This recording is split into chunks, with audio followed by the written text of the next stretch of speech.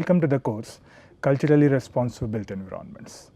Today we are going to discuss upon a follow-up lecture on how to and not to relocate slums. So in our earlier lecture we discussed about how the other half builds, especially the contribution coming from the McGill University team, and they actually talked about the informal sector and how their lifestyle, how their public structures, how their trees, the natural landscape, and how their informal workplaces, and how their house extensions. So these are all various typologies which they have discussed, and then how they have summarized in a more in an architectural and ergonomics context. So today I am going to give, obviously this is in connection with the same team, how projects, especially the Vastushilp Foundation also have worked on it, and in a contrary with it, how different projects had some negative impacts. So I'll just give you a brief discussion on two major projects, and then I'll introduce you to the a new idea of the site selection process and how the self selection process, and this was actually a kind of idea which was developed by the same team, and how it was tested in a particular site, and so this whole process will be explained. So in our previous lecture we did talk about the associated problems in squatter settlements. So one of the conditions we did discuss about the poor consideration of cultural and social factors. In fact, the current planning methods, they tried to neutralize everything and centered everything with the economic base, what is the income base, but they never associated with the kind of what the cultural base into it, what the livelihood sector and what the religious sector, what the ethnicity aspect into it, so these all aspects are poorly considered. Now also the second impact problem we did talked about on the poor quality and variety of open spaces. So especially these uniform and standardized models of housing, how they don't address the variety and richness of these open spaces, and especially with the kind of activities and because many a times the small scale open spaces are very rich and diverse in spatial qualities, right. So the third one about especially the incorrect assumptions concerning family income and plot sizes, which we did talked about it. So it's not we narrow down the area and plot sizes everything with the income base, rather because even a smaller income person, a potter, or he needs much bigger space than anyone, a laborer, a construction laborer working in some other place. So obviously each needs are different, each livelihood needs are different, family needs are different. And again the lack of variety of plot sizes. So again this is all in each income they make a typical plot sizes with the typical income categories, and that is where the orientation is to the uniform and standardized models. But they actually vary from one family to another. It could be the size and structure of the family. If it is many of the Muslim families have about 8 to 16, and some of the if you previous generations families, they have much joint family systems, and their occupation, their family, what kind of engagements they had in the family activity, and whether it is at home or not. So all this will determine the plot sizes as well, and the provision of multiple family plots. So how, if it is extended families, how do they live, and this is all we did talk. And last we talked about the plot allocation, how we allocate based on the lottery system, whether it is a good process of, because you never know where you are getting, what kind of cluster you are going into, what kind of neighborhood setup you are getting it. So this is very important, and this has been very well articulated, and in fact this is the most common problem in housing allocation process, And the last one is, it's also about, in a housing process, it's also the time taking for the completion of the project and the temporal aspects of it. And because by the time the visionary aspect, or let's say 4 to 5 years, then how the dynamics play within the communities, and how the projected, the growth of these settlements will go for a drastic uprise. And this kind of all possibilities are there in the projects. So on a similar lines, minimum cost housing group, when they were working in collaboration with India, and that is where I think Vastu Shilpa Foundation was also quite related, and were working together, because this was about 83, 84 and about 86 period. And I want to brief you out with one of the important project in India, that is referred as Aranya Housing Project in Indore by Vastu Shilpa Foundation, and architect B.V. Doshi was a main person who was behind this project. So this, because Indore at that point of time, there's unprecedented growth of this kind of squat, and there was definitely a need for the housing sector, and how to have an effective ways of providing housing for this informal sector. It was one of the concerns of the government, and that is where it's about, they have taken a site of 86 hectares and about 6,500 dwellings designed for economically weaker sections. So about 6 kilometers from Indore. And the main objectives on which have been laid out, and especially the ideologies basis of planning of Aranya, I mean, what you see here is Aranya layout on the left hand side, and how I'll explain you the process of the philosophy that went behind. One is the vitality, even if you consider the kind of Ian Bentley's work of responsive environments. So that is where development to support socio-economic aspirations of the community, because in our previous lecture also, we did discuss about the variety of livelihood and what kind of spatial requirements are needed, and imageability, whereas the built form to impart identity, because how one can understand the place, how it could be legible, a sense of belonging amongst the inhabitants, and equity, to create an equitable, balanced community with satisfactory level of environmental qualities and opportunities for all. So that is where we talk about. So how the access and to the resources is provided to the inhabitants. Efficiency is, which refers to the realized development that optimizes natural, material as well as the human resources to the advantage of the user group. Now the flexibility, so as we said, there's a lot of flexibility is needed in this kind of planning for the housing project. On one side we talk about the progressive change and growth, because the growth, the continuous growth, it's a continuous process, it's a part of the natural development process, and how places should be flexible enough. And the feasibility, because when we talk about the feasibility within given legal and fiscal and organizational milieu, so how it can address all these legal aspects into it, and the organizational and the financial aspect into it. So here, if you look at it, the whole of the Aranya's thing is divided into kind of very organic clusters, and at the same time it has a formal setup within its informal arrangements. So so if it has a central spine, and in fact when this was a very initial photographs.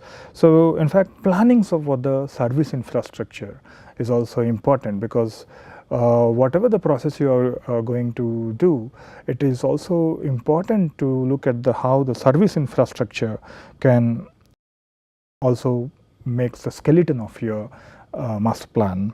And that is where he looked at the kind of informality and the incrementality. So on one side you have these kind of, let's say for example of the service, when you plan for the building, it's not only for the settlement and the building level. So how they have to interrelate with each other. So, and the incrementality and the livelihood nature has to address. So, for example, when he put the kind of service scores on gradually a house, a cattle part of it, or the livelihood source, and in all the stages how they can actually develop into almost in a kind of multi-dwelling unit. So, that is where, and because there is a chance for incrementality, but then still the skeleton of this service infrastructure has to be maintained, because that is where the rules apply. And you can see in the beginning itself already the scope for the progressive growth of dwelling have started with the site and the core unit. So, they given the core unit, and then obviously people started expanding according to their needs.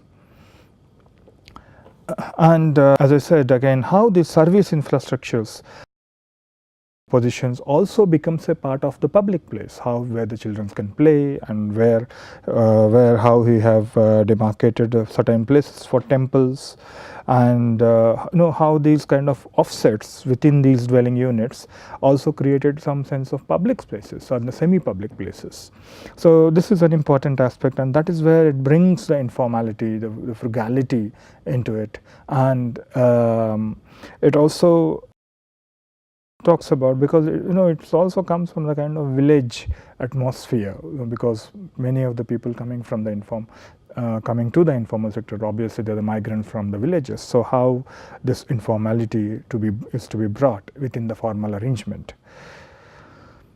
And so, he started developing about various options of alternative A, where we have the community facilities which is grouped in a local sub-centers, and whereas in this how they can be distributed in the B, they have distributed evenly, and that is how which has been adopted. So, there is a kind of a network which gets into it. So, basically the central spine, and then you have into how this can actually stretch into it can segregate the public and the private and the more residential aspect of it. In fact, again, in terms of the street typology, so the hierarchy of roads, the analysis of a basic grid pattern envisage of a simple layout, whereas twist and staggers, which introduce the disgrace through traffic. So basically, if you are providing a straight road within the community, obviously there is also the speed controls, and when you have a twist and the staggers within it, that will actually disgrace the through traffic. And similarly, the sector level roads, so these are sector level roads, and this is where the whole most of the activities being, and this is the city road which on the periphery side and the highway side of it. So, like that they have segmented from the more public to the private level of hierarchy of roads. And again, the distribution of mixing of various economic groups. So, you have the higher income groups and the middle income groups, the kind of EWS groups. So, there's a blend of in the whole layout, there's a blend of all the mix of income groups. And again, the motorized vehicles to roads 4.5 meters wide. So, that is where in the main road you have the motor vehicles, and as well as the sectoral roads, but whereas in the alleyways, obviously they are very small. So, only few informal vehicles can go, but maybe it could be a non-motorized vehicles. So, that is where the pedestrian routes also, how from your house, how you can travel around to the city center. So, basically the traveling distances and the pathways around it, and how it is equally balanced with every cluster and every sector of it, so that they can easily reach to all the basic facilities. So, that is how both the pedestrian movements and both the vehicular network, how they are segregated between, because you have the pedestrian aspect of it, and on the peripheries of this cluster you have the vehicular movements, and that is how the neighborhood quality has been well maintained with a sense of security and safety as well. So, some of the diagrams which showed about the hierarchical and interlinked and informal linear open spaces with walking distances. From each you take any point and then how you reach, within 15 minutes of walking distance, how you reach to your basic facilities. So similarly, there have been various form variations, because each livelihood aspect needs different forms, and that is how different building typologies have evolved. And when it merges, actually the incrementality also has to take into account, and how the facades also vary within each other. So this is how Aranya project has took place. And there is also one of the important project which I would like to bring to you. This is a small film on Motia Khan resettlement process. Obviously it is actually documented by Max Lock Center with a collaboration with some media firm who were working at that point of time in Delhi. And myself working with Max Lock Center in London in the past, so I could able to get this kind of understanding. So what I'm doing is I'm going to show you some glimpses of these videos, so that you understand the whole narratives of what happened in the Motia Khan resettlement, because there's from heart of Delhi they moved to Rohini, 20 kilometers away, and the towers of buildings, how they ignored the cultural aspects, how they have ignored the livelihood aspects, and what was the difficulties in the whole resettlement process. So you will really understand the documentary of it. So this is one reference which you can look at it. So the impacts of such a resettlement process.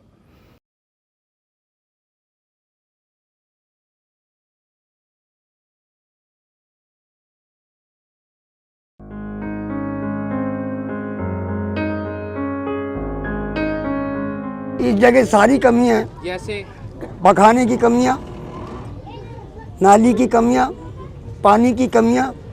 परेशानी शौचालय की है, पानी की है, बिजली की है, हर चीज़ की परेशानी है। लोग आते हैं इलेक्शनों के टाइम पे, आश्वासन दे के चले जाते हैं, उसके बाद जब वो वोट पा जाते हैं उसके बाद कोई भी हमारी सुनवाई नहीं होती है। इससे यहाँ से क्या तो उठा दिया जाए या फिर मार के भगा दिया जाए, वो अच्छा।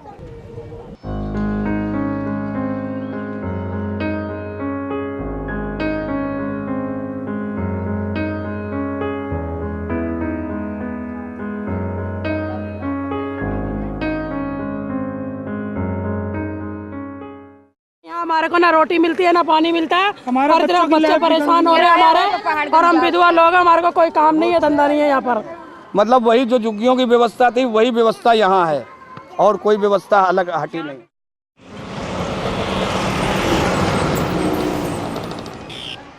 In 1998, the Motia Khan settlement was home to Kallu, the Monkey Man, Pratap Singh, the toy maker, and the Rajasthani musicians. Over 10,000 people lived in Motia Khan.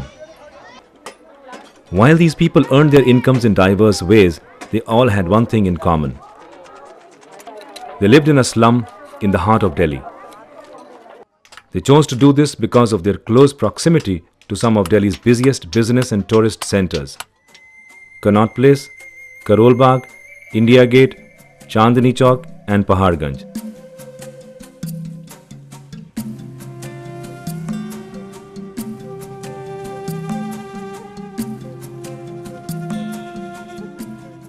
आप क्या काम करते हैं? बंदर का खेल करते। कहाँ कहाँ जाते हैं? अब सब दिल्ली में सब किनारे जाते रहते हैं, कभी पहाड़गंज है तो कभी इंडिया गेट है, कभी मैन बाजार है, करोड़ बाग है। कितने पैसे कमा लेते हैं दिन का? कमा लेते हैं 70-80 रुपया।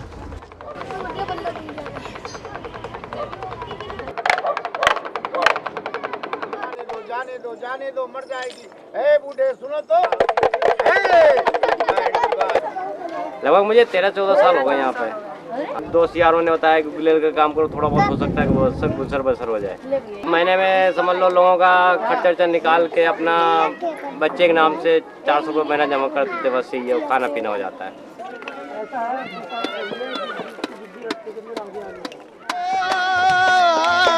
किस देश से आया थे तो किस देश में जावाला। सासू जीरा कमर लाडला सच्ची बात बतावोला सासू जीरा कमर लाडला बारी प्यारी गोरड़ी ने घिमड़े हार लगामा आ देख पिया की शान पलंग पर लेटगी। हमारी गरीबी उतारने के लिए आए थे, बच्चे पालने के लिए। राजस्थान में क्या करते थे? राजस्थान में ये हमारा गाना बजाने का काम है, सुनी गाने बजाने का वहाँ हमारा काम है।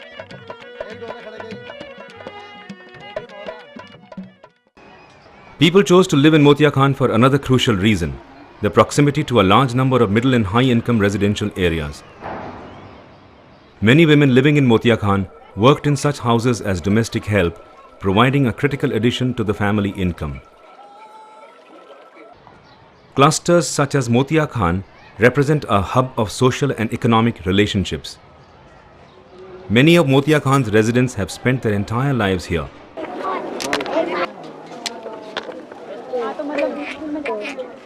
Over time, they have developed ties with contractors and middlemen, shopkeepers, residents in need of an electrician or a plumber.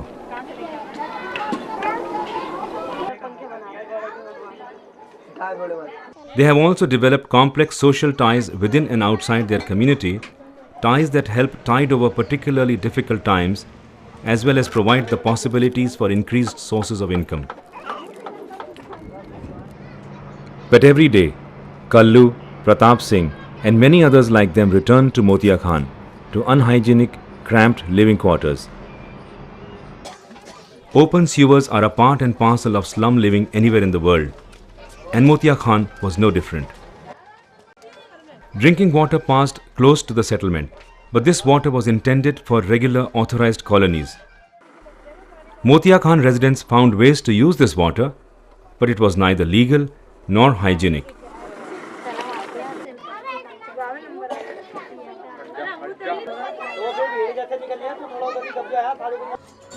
Many shacks in Motia Khan had electricity, but this too was via illegal lines taken from overhead or nearby electric lines. Motia Khan was a classic instance of a core area slum. A slum located in the heart or core of a big metropolis. Such slums occur in numerous big cities in the third world, providing labor and critical services at rock-bottom prices. Over the past decade, however, as economies have opened up and cities have attempted to modernize, the pressures to more optimally use scarce space have mounted.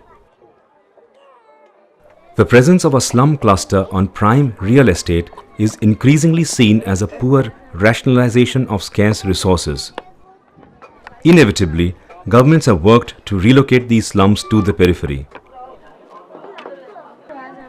Land on the outskirts of cities is cheaper than the center of town, but also there is aesthetic relief for a city that sees itself on the move.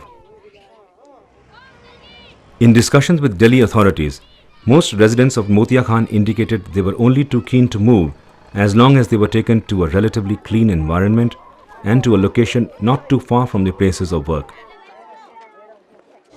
नहीं, हम यहाँ से जाना चाहते हैं, खुश तो यहाँ नहीं है। यहाँ हम क्या, यहाँ करीब 90% यहाँ कोई खुश नहीं है। यहाँ से हम जाएंगे, अगर नज़दीकी तो हमें बसाया गया तो बहुत ही बढ़िया है। इसके अंदर हमें सारी सुविधा देगी सरकार तो और भी अच्छा है। हम रहने के लिए, जाने के लिए तैयार हैं। मतलब कोई पास में जैसे बच्चों की परवरिश हो जाए, पढ़ाई लिखाई सही से हो जाए, स्कूल वगैरह सब रहे, हर चीज़ का साधन रहे, वहाँ ऐसा कोई जगह मिल जाए। Residents were told of a potential location in Rohini, 20 kilometers from the center of the city. They were shown prototypes of the flats that would be allotted to them. Not all were convinced, particularly given the distance from town.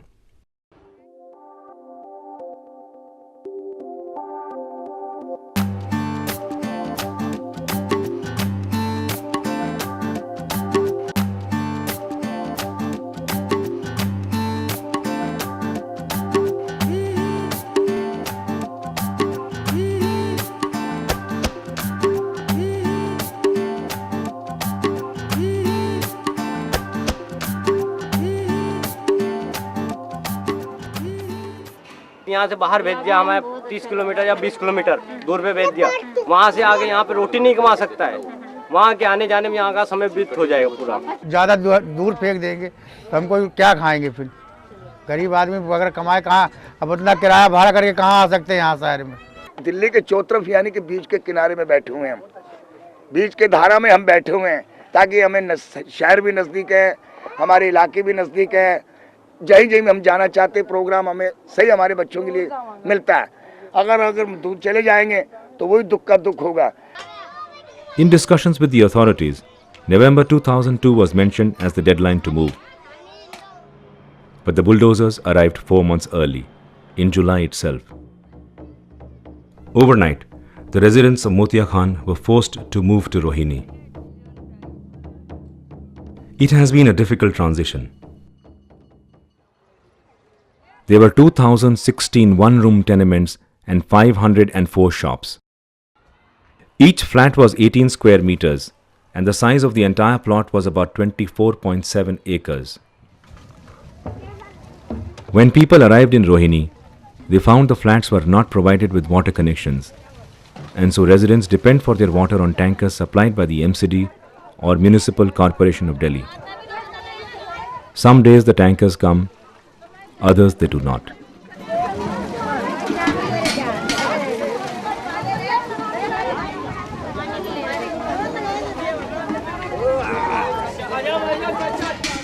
People are forced to carry water buckets up several flights of stairs, 4 stories in some instances.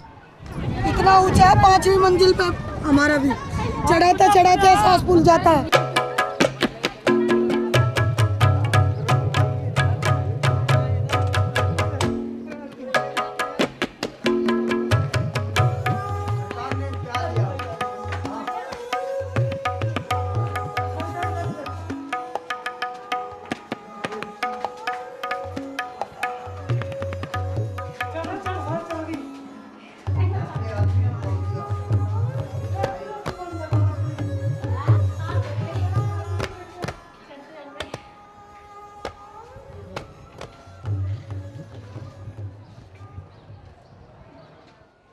That water connections have not been given is particularly ironic, considering that the flats have been provided with wet latrines. But the irony does not end here. Even if water connections had been provided, it is unlikely that these toilets would have been used, for they are located adjacent to the kitchen, and cultural norms will ensure that people will not cook in an area so close to the toilet. Instead, the open sewer that runs along the colony serves as the community toilet. In this aspect, at any rate, life remains much the same as in Motia Khan, both unpleasant and unhygienic. But there are problems on other fronts as well. The colony was simply built on a stretch of isolated land, with none of the basic infrastructure one associates with a big city. Although Rohini is one of the largest planned housing settlements of the 1980s, the site chosen to relocate the residents of Motia Khan was in a distant cul-de-sac of this area. Close to an open sewer, surrounded by other low-income settlements, very poor road and transport links to the nearby neighborhoods and markets where the people could expect to find work. There are no schools in the immediate vicinity. Formerly, children could walk to school or take some form of public transport. Today they are forced to walk long distances just to get to public transport. Some parents have had to arrange for some form of private transport, inevitably more expensive than public transport. School dropout rates are higher than they used to be. The absence of convenient public transport affects employment opportunities as well. While most men continue to work where they used to be, their net earnings are less, since they now spend far more on transportation.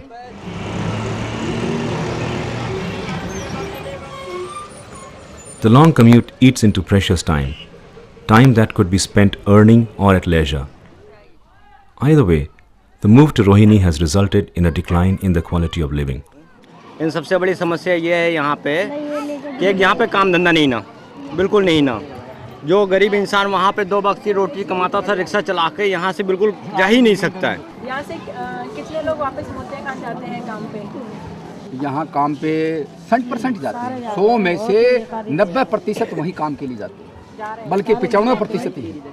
यहाँ पे किसी को कोई रोजगारी नहीं है। Regal है या करनाट पुलिस या आसपास सदर के अंदर वही करते हैं काम। रोजगार में तो हमारा फ़र्क ये है साहब कि देखो कि जहाँ हम वहाँ पे 100 रुपये कमा के लाते थे पहाड़गंज से, और वहाँ यहाँ के हमारे यहाँ 30 रुपये भी नहीं कमाए जा रहे हैं। हमारे बच्चे यहाँ एक टाइम खाना खा रहे हैं और एक टाइम भूखा सोते हैं।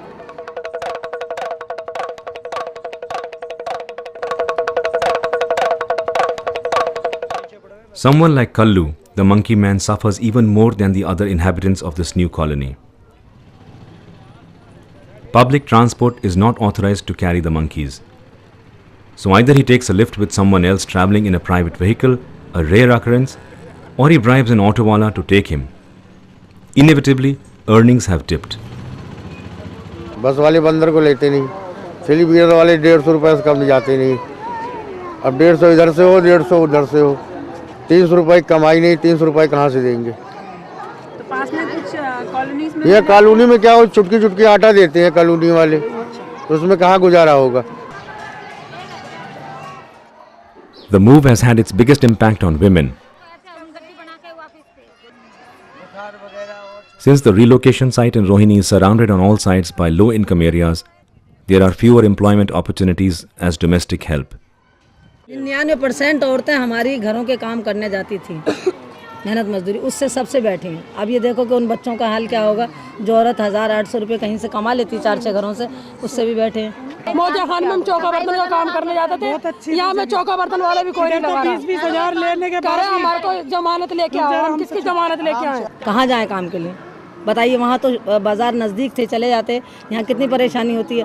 बस ये कर रहे हैं, कुछ अपना फल वल ला के बेच लेते हैं, कुछ शाम इस तरह का ही अपना गुजारा कर रहे हैं। Some of those who have opted to stay have found ways to deal with their new situation.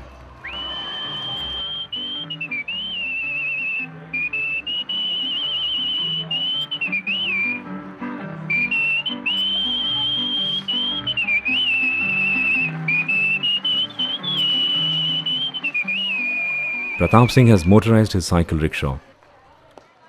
Every few days, he loads up his vehicle with toys he has made at home and makes a trip to the Chandni Chowk toy market. For the most part, however, these people have suffered significant losses from the move to Rohini.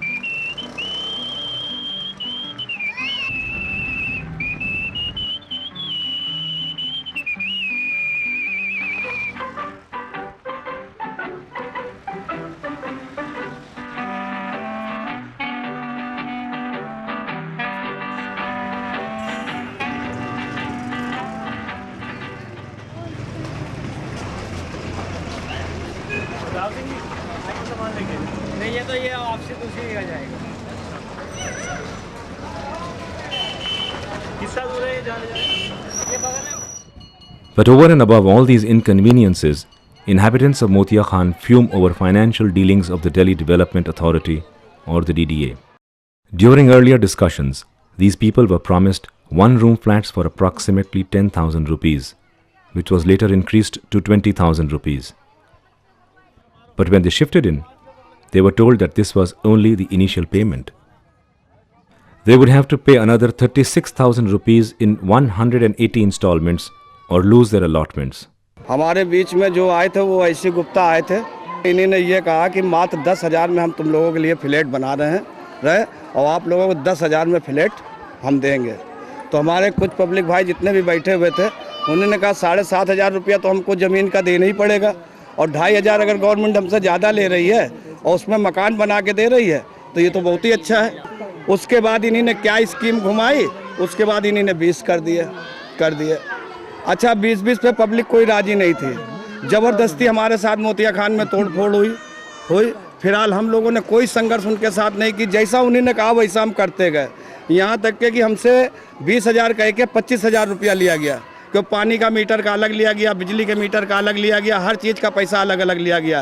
अब किस्तों का जो ये लगड़ा डाल रहे हैं, किस्त तो हम में से कोई दे नहीं पाएगा, चाहे यहाँ बिल्डोजर चले, चाहे लाठी चले, चाहे कुछ भी हो। ये हम किस्त नहीं दे सकते हैं, बच्चों को रोटियां तो पूरी हो नहीं पाती, किस्तें कहाँ से देंगे? और ब्याज पे लेके आए हम पैसा, अब उनको ब्याज दें हम रोटी खाएं। हम 20,000 से ऊपर हमारे पास एक पैसा नहीं है, ना किस्त भर सकते हैं और ना हमारे पास देने की कोई योजना है। People have sold valuable assets such as land and jewelry to make the initial payments. Those unable to do so have been threatened with eviction. जब यहाँ पे जब पुलिस वाले आए थे और डीडीओ के 2 अफसर आए थे यहाँ पे, इनका सामान सबका निकाल के फेंक दिया, जो कि घर के अंदर कोई मौजूद नहीं था। बोला अभी खाली करो, इसी टाइम खाली एंड करो। बोला कि पैसे भरो, जिसने पैसे भर दिए वो ऊपर रहो, अब जिसने नहीं भरे वो कहाँ रहेगा। Many families have in fact moved on. In the process, social and economic networks, often the primary safety net for such people, have been fragmented. Such relocations will always have a negative fallout. That is unavoidable. What can be done to make the move more palatable, however, is to provide some positives as compensation. Better living conditions would be a huge plus, and in this case may have made the difference between acceptance and rejection. Instead, the shift to Rohini represented a worsening of the physical environment and a crippling of people's ability to earn and sustain their families. Most of the problems with the shift can be traced to an insensitive state agency. The DDA wished to reclaim lands that had been taken over by the Motia Khan slum. They did so in the most cost-effective manner possible. Thus, the relocation to relatively cheap land on the outskirts of the city with little consideration for the social and economic context to people's lives.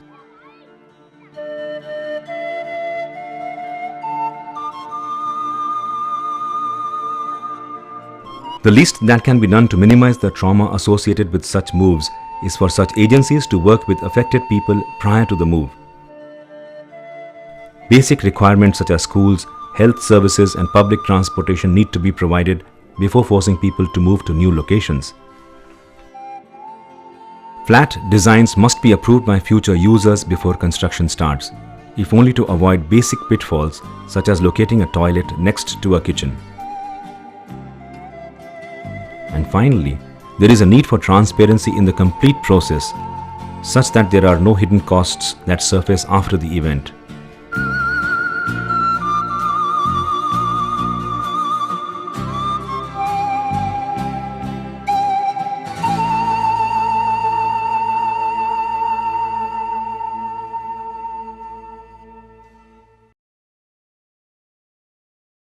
The people of Motia Khan could have had quite a different fate.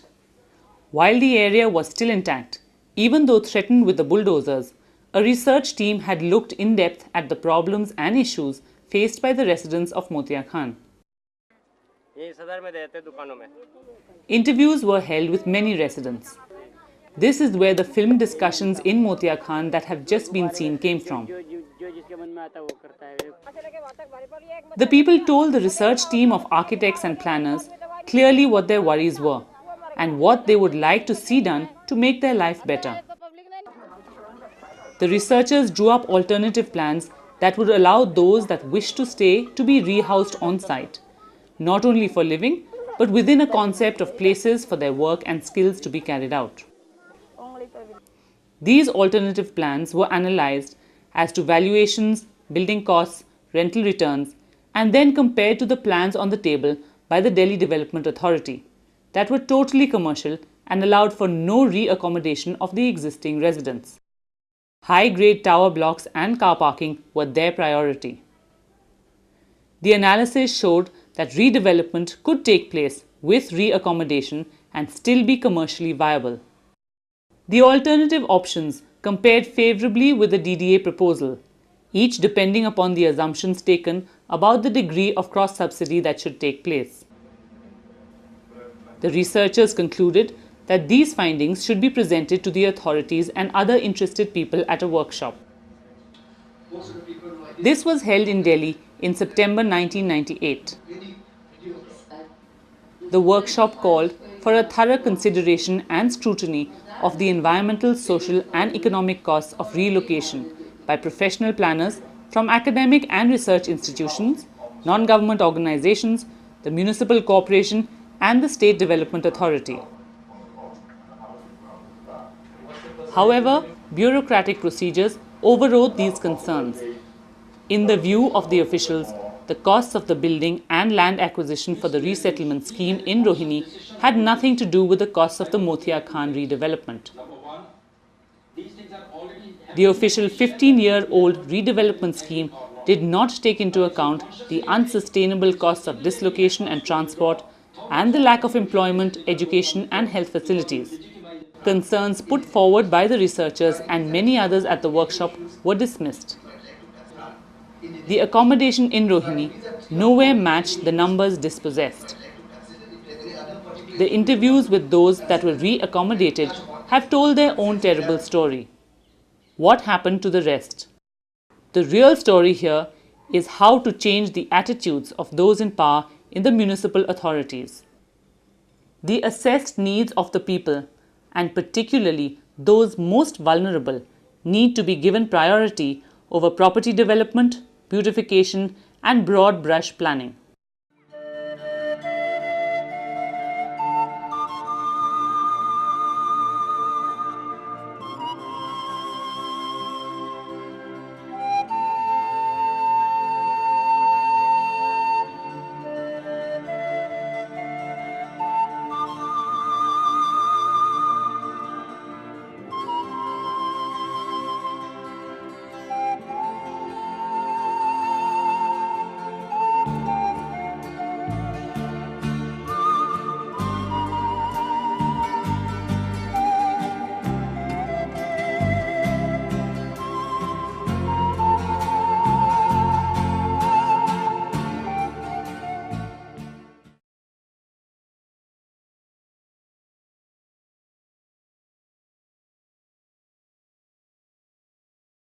Now, as you have learnt about how to and how not to relocate slums, and this is where the same contribution, how the other half builds in their volume 3, they talk about the self-selection process. They introduced a self-selection process, a new design method, and there are two principles in this process.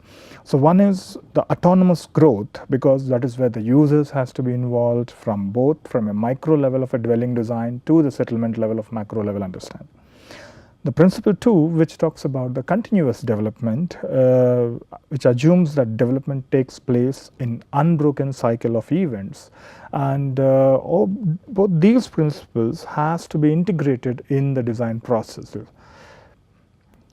So in the initial phase, you have, there's the no preconceived plan. So it's not the planners who conceived before and force it on the people.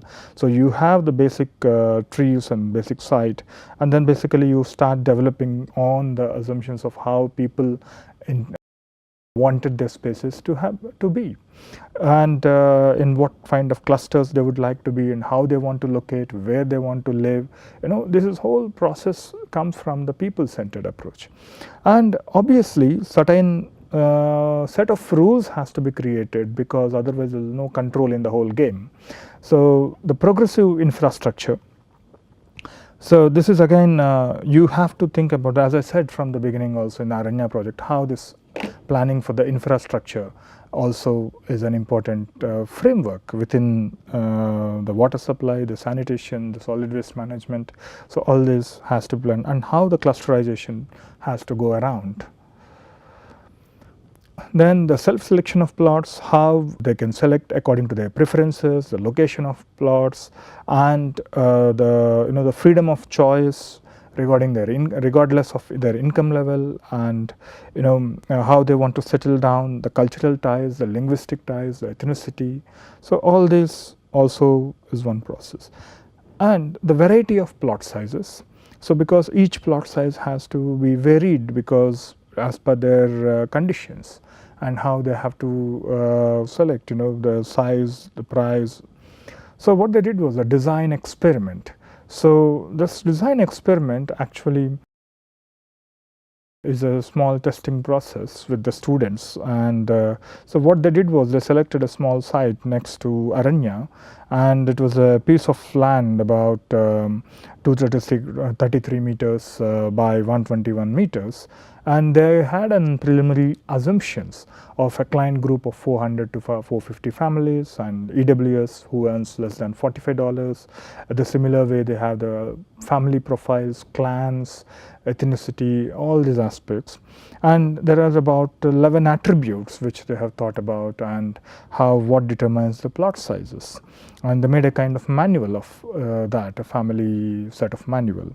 So in fact, based on the range of the percentage of different plot sizes observed in the informal settlements in Indo, so the preferences were divided into 4 broad categories: small plots of 15 to 20 square meter, medium plots of 20 to 30 square meters, and the large plots of 30 to 40 square meter, and extra large plots for more than 40 square meter.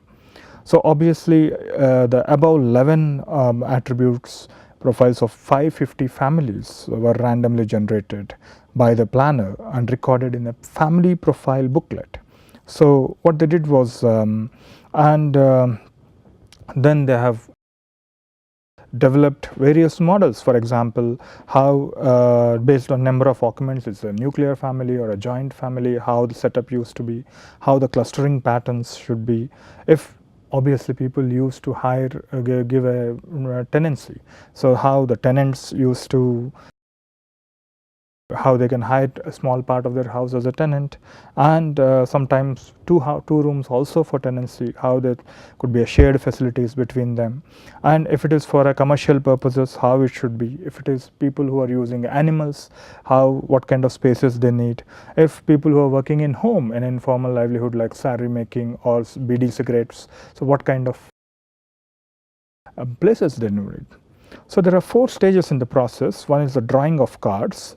So in fact, though each head of the family will come and pick up the card from the booklet, and obviously then this is all the computer generated information. From here you have the basic fundamental detail, and then he will then define the family profiles. How many, I mean, this is the computer generated data, but then a fully developed family, how many kids are there, how many sons, how many daughters, and what kind of work it is, and plot area, and house layout, this whole process is a profile is developed. And then the first giving the natural setting of the site, so how the self-selection process has been initiated to how the basic infrastructures, because you have a bus stop here, you have a small market here, and and the planner's site office. So in that way they started developing. This is the basic fundamental thing to start with, and how this whole infrastructure network can give a scope for the cluster development. And in stage 1, again putting down the taps, and then people started talking about their location around the taps, and then you have finally there's an infrastructure provision for development of a market square towards the end. And similarly, you have gradually the number of taps and the length of streets have been increased, and the clusterization around the trees, around the taps. So that is how, if you look at this picture, you can see that the public open spaces, that is, and the paved narrow lanes, the length of street and paved main streets, how gradually they are increasing. But if you look at this again, the taps, how they are increasing. So the clusters and the squares are forming around the services, and this is how the stage 4, this is how the infrastructure network is about. And again, then as the continual growth is happening, and obviously the infrastructure need and expansion of this is again resulting from the square, it is adding on to it. In fact, the area between the 2 new public water taps from 6 and 7, also began fill up. So basically this is again the new additions into it. So similarly, it further have taken into a school has been added here, and a large play area, the school and a large play area. So obviously you can look at the kind of growth it has expanded by step process. both as a educational aspect of it and the commercial aspect of it, and at the same time, the infrastructure is gradually developing. So depending on the need, the infrastructure, and around that you are getting the kind of clusters started developing, and there is a connectivity established between these clusters, and that is framing a kind of skeleton into it. So like that, there is stage 7, and that is how almost the whole set is almost. Now if you see like this, from where it started, and then a kind of cycle, and this becomes a kind of square and the school, and so this is how it has developed. So the final model looks like this, and obviously the students have developed. If you look into this book, you will see how it has they developed a design appraisal, what we have achieved, and whether you test it with the kind of income groups, whether you kind of family ethnicity and the multiple family units, all these attributes, how they are fixed within this layout, how they are clustered within it. So this is very important experiment. So the other aspects in reality of this such kind of participatory approaches is also here the power also plays an important role, because imagine someone who is more authoritative, more expressive, can gain a better places to live or better options of plots. So obviously there are some of the communication issues which even today many of the housing projects do deal with it, and sometimes it is also some communication gaps between the planner and the architect, despite of having an option of choosing, but how you choose and how you not to choose, is all a process. Thank you very much.